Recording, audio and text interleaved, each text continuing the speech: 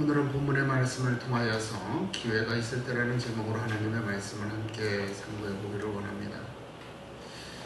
종말의 때에 있을 일들은 바로 하나님의 심판입니다.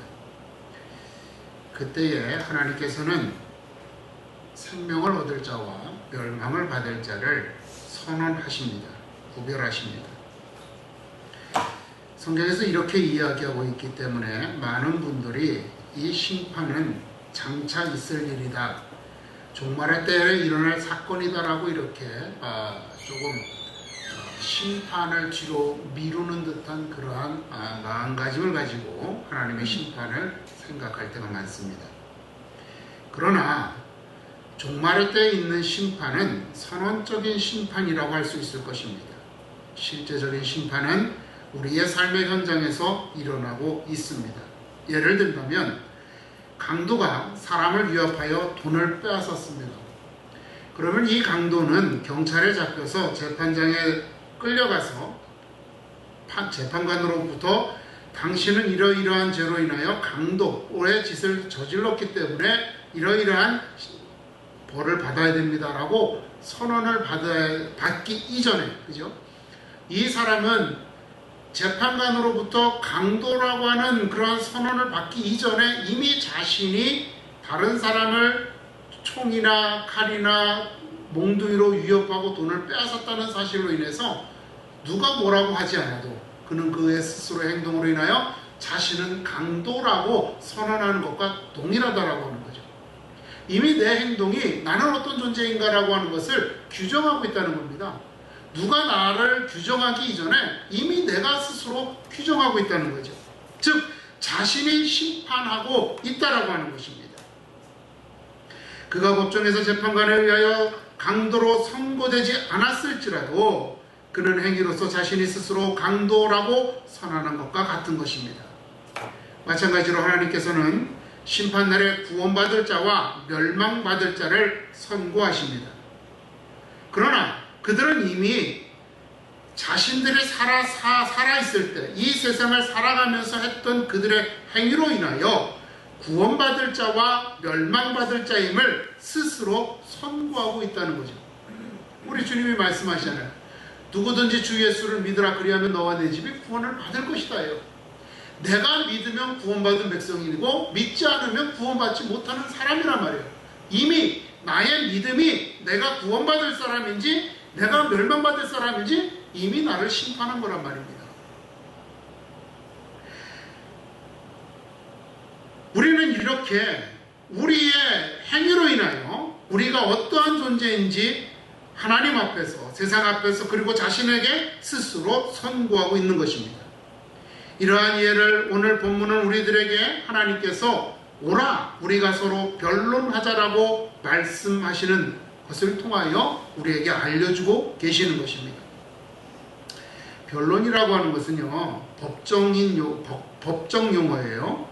이건 국어사전에 보니까 소송의 당사자나 변호인이 법정에서 피고인을 변호하고 진술한다, 이런 의미를 가지고 있어요. 그러니까 하나님께서 오라, 지금 나와 변론하자라고 하는 것은 하나님이 그 법정, 하나님의 법정으로 우리를 부르시는 거라는 거죠. 그죠? 하나님께서는 우리를 하나님의 법정으로 지금 부르시고 있다라고 하는 것입니다. 장차 미래에 있을, 종말에 있을 심판대가 아니라 바로 우리의 삶의 자리에서 일어나는 심판대로 하나님께서는 우리를 부르신다라고 하는 겁니다. 마지막 때의 심판대가 아니라 지금 이 순간 우리의 삶의 자리에 있는 심판대로 부르신다는 겁니다. 이사야서 1장의 내용을 가만히 읽어보면요, 하나님께서는 이스라엘 백성들을 변론을 하자고 하시면서 구원받을 길과 멸망받을 길을 제시하시며 그것을 선택하라고 말씀하십니다. 그 선택을 따라서 살면 그들에게 구원과 멸망이 확정될 것이다 라고 말씀하십니다. 그러므로 지금 이 부르시는 이 심판은 최종적인 심판이 아니라 아직 바꿀 수 있는 기회가 있는 심판인 거죠. 이 심판에 의하여서 우리는 멸망과 구원을 확정짓게 되는 것입니다. 더욱이 이 히브리어 원어를 보게 되면은요, 여기에 변론이라고 하는 단어가 아직 완료되지 않은 상태예요. 그러니까 아직 끝나지 않은 거예요. 하나님 앞에서 우리는 아직까지도 우리들의 변론을 할 수 있는 기회가 남아있다라고 하는 겁니다. 결국 이러한 모든 것을 종합할 때 하나님의 심판 때는 미래에 있을 사건이 아니라 현재 우리의 삶에서 일어나는 사건이라는 것을 우리는 알 수 있는 것입니다.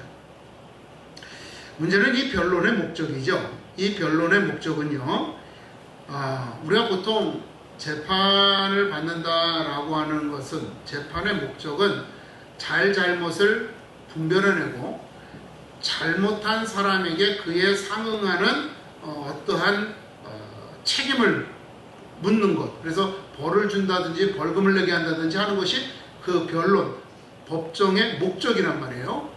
그런데 하나님께서 우리를 이렇게 부르시는 것은요, 하나님의 그러한 정의를 실현하기 위한 것이 아니라 하나님의 사랑과 자비를 실현하시기 위한 것이라는 겁니다. 그러니까 우리를 벌 주기 위해서 우리를 부르신 게 아니라 우리에게 하나님의 사랑을 베풀기 위해서 우리를 부르신 거란 말입니다.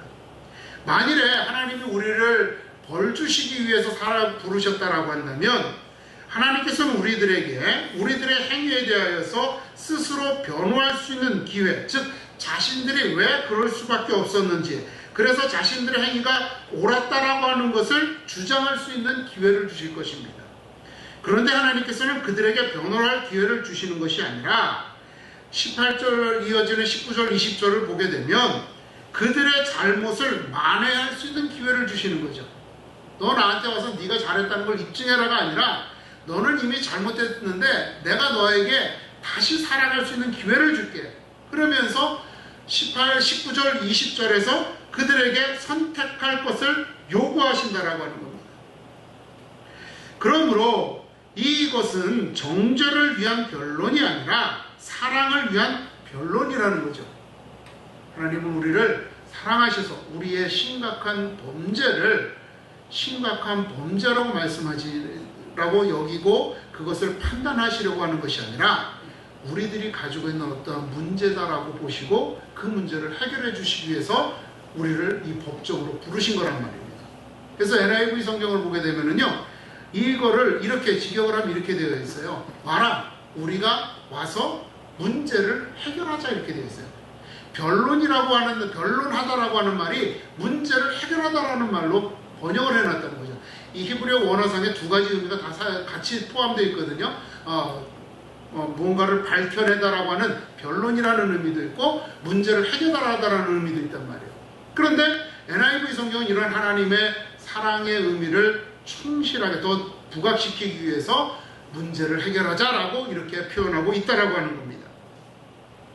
하나님께서는 우리의 잘못을 드러내서 우리를 고발하시고 우리를 정죄하며 우리를 벌하시기 위하여 부르시는 것이 아니라는 겁니다. 우리의 문제, 우리가 하나님께 구원을 받지 못하게 된 이 상황을 극복할 수 있도록 도우시기 위하여 우리를 부르시는 것이다 라고 하는 겁니다. 그러니까 하나님이 우리를 심판하신다라고 했을 때 그 심판 앞에서 공의의 하나님을 보면서 두려워하는 것이 아니라 많은 정말 제대로 된 그리스도인이라면 그 하나님의 심판대를 보면서 하나님의 사랑을 느끼고 거기에서 감사할 수 있어야지만 된다는 거예요. 여러분, 우리가 알다시피 이 선지서들을 쭉 보게 되면 이스라엘 백성들의 죄를 하나님께서 지적하시고 또 그들에게 어떠한 벌을 주실 거다라고 하는 것을 끊임없이 말씀하셔요. 그죠? 이사야 선지자도 그렇고 에레미야, 나훔, 하박국, 스바냐 뭐 이런 모든 선지서들이 그런 구조로 되어 있어요. 근데 마지막에 뭐가 있어요? 너희가 돌아오면 내가 용서해 줄게. 너희가 돌아오면 내가 회복시켜 줄게. 이게 선지서들의 내용이에요. 그러니까 하나님께서 이스라엘 백성들을 정죄하는 것은 그들을 벌 주시기 위한 것이 아니라 그들이 죄를 깨닫고 돌아오는 것을 통해서 그들을 용서해 주시기 위함이라는 거죠. 그러니까 여기에서 하나님을 믿지 않는 이들은 하나님의 심판을 보고 두려워하지만 하나님을 믿는 이들은 하나님의 사랑을 보고 감사하게 되어진다는 겁니다. 자, 그렇다면 이 변론의 대상은 누구인가라고 하는 것입니다. 왜 이들은 하나님께로부터 이러한 부름을 받게 된 것일까요? 오늘 이사야서 1장 전체의 문맥에 의하면 이들은 바로 이스라엘 백성, 즉 오늘날로 말하면 교회에 다니는 사람들일 것입니다. 1장 12절에 보니까 이렇게 말씀하세요. 너희가 내 앞에 보이러 오니 이것을 누가 너희에게 요구하였느냐? 내 마당만 밟을 뿐이니라 라고 이렇게 책망을 듣는 사람들이에요. 그런데 출애굽기 23장 17절과 34장 23절을 보게 되면 하나님께서는요 이스라엘 백성들에게 이렇게 명령하세요. 모든 남자는 매년 3번씩 주 여호와께 보일지니라 라고 이렇게 말씀하십니다. 구약 시대는 여러분 가부장적인 사회죠. 그렇기 때문에 여기에서 남자들을 1년에 3번씩 하나님 앞에 보이라 라고 하는 것은 그들을 통하여서 그들 가족 모두를 부르신 거죠. 그러니까 내 앞에 보이러 오니 라고 하는 12절에서 내 앞에 보이러 온다 라고 하는 것은 하나님의 명령을 따라서 그 명령을 따라서 하나님 앞에 나온 사람들, 즉 이스라엘 백성들을 이야기하고 있다라고 하는 겁니다. 하나님께서는 이스라엘 백성들을 불러서 나하고 변론하자라고 말씀하시는 거예요. 너희들에게 문제가 있다라고 말씀하신다는 겁니다. 왜 하나님께서는 이들에게 문제가 있다 그럴까요? 13절 14절 계속 보게 되면 이들은 하나님 앞에 나올 때 빈손으로 나가지 않고 재물을 들고 나갔습니다. 그리고 그들은 하나님께서 말씀하신 안식일을 지키고 대회를 지키고 월삭을 지키는 등 모든 유대인의 절기를 지키는 사람들이었어요. 즉 그들은 정말 우리가 외형상으로 바라봤을 때에 전혀 흠잡을 수 없는 그런 온갖 종교적인 의식들에 충실하게 성실하게 참여하는 그러한 유대교인들, 종교인들이었다라고 하는 겁니다. 오늘 우리들 중에도 매 주일마다 성실하게 신앙생활을 하는 분들도 이 변론하자는 말에 대상이 될 수 있다라고 하는 겁니다. 왜 하나님께서 이렇게 겉으로 온전해 보이는 이들을 부르셨을까? 예레미야 선지자는 그들에 대하여서 이렇게 표현해요. 너희가 도둑질하며 살인하며 간음하며 거짓 맹세하며 바알에게 분향하며 너희가 알지 못하는 신들을 따르면서 내 이름으로 일컬음을 받는 이 집에 들어와서 내 앞에 서서 말하기를 우리가 구원을 얻었나이다 하느냐 이렇게 말씀하세요. 무슨 말이냐면 이 사람들이 교회 생활은 굉장히 신실하게 한다는 거예요. 겉으로 봤을 때 정말 믿음 좋은 사람처럼 교회에서 신앙생활하는 거예요. 예배도 빠지지 않아요.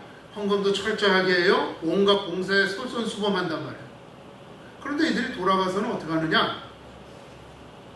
일반 세상에 믿지 않는 사람들보다 더 악하게 살아간다는 거죠. 더 악하게 살아간다는 거예요. 그래놓고 그 모든 죄악을 저질러 놓고 그 죄악이 어때요? 양심에 찔리잖아요. 그러니까 이 양심의 문제를 해결하기 위해서 교회에 나온다라고 하는 거죠. 즉 교회에 나와서 내가 예배드리니까 내가 하나님을 믿으니까 하나님이 날 용서해 줄 거야. 내가 왜 그냥 용서해 줄 거야. 그러면서 똑같은 일들을 반복해서 저지르는 거예요. 예를 들면 이런 거죠. 예전에 그 시스터 액터라고 하는 영화를 한번 보셨을 거예요. 그 우피 골드버그인가요? 그 여자가 주연했던 영화죠. 이 여인이 아주 그 미국의 그 허름한 술집의 가수인가 그래요. 그런데 이 여자가 그 애인이 마피아 보스예요. 그런데 어느 문제가 생겨가지고 이 여자가 마피아 보스로부터 사이가 멀어지고 도망치는 신세가 됐습니다. 그래서 이 여인이 도망치다가 정말 갈 데가 없습니다. 왜냐하면 뭐 마피아가 온 전시는 자신들의 세력을 확장하고 있으니까 찾아서 숨은 곳이 어디냐면 수녀원이죠. 그런데 이 마피아들이 이 여자가 수녀원에 있다는 사실을 알고 2명을 보내서 이 여자를 죽이라고 명령을 합니다. 그래서 수녀원에 이 마피아 2명이 찾아와서 이 여자를 찾아서 이렇게 그 방에다 가둬놓고 의자에 묶어놓고 그리고 이제 서로 얘기를 하는 거예요. 근데 이 여자가 지금 수녀원에 숨어 있으니까 수녀복을 입고 있잖아요. 그러니까 이 사람들도 가톨릭 신자니까 야 우리가 어떻게 수녀를 죽이냐 이러면서 죽이냐 마냐 너를 막 이렇게 설왕설래 뭐 하다가 결국은 결정을 짓습니다. 야, 우리 빨리 죽이고 나가서 교회 가서 회개하자. 아니 그게 그 시스터 액트라고 이게 굉장히 영화가 한 3편인가 시리즈로 계속 나왔던 영화 중에 1편에 나오는 내용이에요. 이 사람들은 세상에서 온갖 죄를 저질러요. 그런데 그것에 대한 내가 뭔가 하나님, 절대자, 초월자에 대한 어떤 느낌이나 인식이 있기 때문에 내가 이렇게 죄를 저지른 것이 나에게 심판받을 거다라고 하는 것을 양심으로 아는 거죠. 그래서 이 양심의 문제를 해결하기 위해서 교회에 나와서 뭐 카톨릭 같은 경우는 고해성사를 하는 거고, 그죠? 유대인들 같은 경우는 희생제사를 드리는 거고, 그리스도인들, 우리 일반 기독교인들 같은 경우 회개 기도를 한다는 거예요. 그런데 변화가 되느냐? 변화가 되지 않는 거죠. 똑같은 거예요. 오늘 회개하고 내일 가서 또 죄를 짓는 거예요. 그리고 양심에 찔리면 교회 와서 또 회개하는 거죠. 이런 사람들이에요. 온갖 세상에서 도둑질을 하고 살인하고 간음하고 범죄하던 이들이 교회에 나와서 성당에 와서 성전에 와서 나는 구원받은 사람이다 라고 이렇게 말한다는 거예요. 그런 이들을 향하여서 하나님께서는 이렇게 말씀하시죠. 이어서 예레미야서를 통해서 이렇게 말씀하세요. 이 모든 가증한 일을 행하려 함이로다. 내 이름으로 일컬음을 받는 이 집이 너희 눈에는 도둑의 소굴로 보이느냐라고 묻습니다. 내 집은 그런 사람들이 와서 스스로 자위, 스스로 위로받고자 하는 그러한 곳이 아니다라고 하는 거죠. 그들은 하나님께서 싫어하시는 온갖 일들, 그래서 하나님께서 죄라고 선언하신 그 모든 일들을 행하고는 나는 제사를 드렸기 때문에 용서받았다, 구원받았다라고 말하고 있는 이러한 이중적인 사람들, 이러한 이중적인 위선적인 모습을 가지고 문제를 가지고 있다라고 하는 겁니다. 회개와 용서를 자신들의 양심의 가책을 덜기 위한 수단으로 사용하는 아주 악한 사람들인 거죠. 이러한 이들, 즉 하나님을 이용하려는 자들에게 하나님께서는 참된 회개와 용서로 부르시는 겁니다. 자, 이제라도 늦지 않았으니까 너희들이 선택을 해라라고 하는 겁니다. 그들을 하나님께서는 부르셨습니다. 그리고 이제 그들에게 마지막으로 문제를 해결할 수 있는 길을 제시하여 주시죠. 그것은 바로 19절 20절에서 하시는 말씀입니다. 너희가 즐겨 순종하면 땅의 아름다운 소산을 먹을 것이요 너희가 거절하여 배반하면 칼에 삼켜지리라. 하나님께서는 그들을 부르시고, 자, 너희들은 죄인이야. 이제 너희들이 살려면 이렇게 하면 살고 이렇게 하면 죽어. 그러면서 두 가지 길을 제시하시면서 선택하라고 말씀하시는 겁니다. 그런데 하나님께서 우리는 이런 생각을 하죠. 그냥 용서해 주려면 화끈하게 용서해 주지. 그리고 그냥 좀 뭔가 순종하게 하려면 어떤 그 상황이나 이런 것들을 다 이렇게 조정을 하셔가지고 우리가 순종할 수밖에 없도록 하시지. 그러면 좀 더 쉽게 갈 수 있는 거 아니냐 이렇게 생각한다는 말이에요. 근데 하나님께서는요 항상 우리가 자유의지를 가지고 선택하게 하십니다. 여러분 가만히 생각해 보세요. 에덴 동산을 보세요. 에덴 동산에서 아담에게 하나님은 선택할 기회를 주셨어요. 선악과를 보시고 뭐를 말씀하셨죠? 이것을 먹으면 내가 정령 죽으리라 그랬어요. 그리고 나서 정말 이게 그 어떤 뭐라 그럴까요? 기계적인 순종을 요구하신다면 하나님이 그 선악과를 없애버리셨겠죠. 그런데 하나님은 그 선악과를 내버려 두셨어요. 그리고 아담과 하와가 길을 지나갈 때마다 포기하신 거예요. 그 속에서 아담과 하와는 갈등하면서 선택해야지만 되는 거예요. 내가 하나님의 명령을 따라서 이 선악과를 먹지 말을 것인지 아니면 하나님의 명령을 거역하고 먹을 것인지 선택할 수 있는 기회를 항상 갖고 있는 거예요. 그 선택에 악영향을 끼쳐서 나쁜 선택을 하도록 한 것이 사탄인 거죠. 그죠? 하나님께서는 이렇게 우리가 선택하도록 만드셔요. 여러분 아브라함에게도 마찬가지예요. 아브라함에게 하나님께서는 아들 이삭을 제물로 바치라고 하셨어요. 그런데 그 자리에서 당장에 죽이라는 것이 아니라 하나님이 원하시는 산까지 끌고 데리고 가서 거기에서 제사를 드리라는 거죠. 그 과정 속에서 아브라함은 온갖 갈등을 일으킬 거예요. 내가 내 아들을 하나님 앞에 드려야 되느냐 말아야 되느냐. 그죠? 그 온갖 갈등 속에서 그는 선택해야지만 되는 거예요. 산에 가는 순간까지.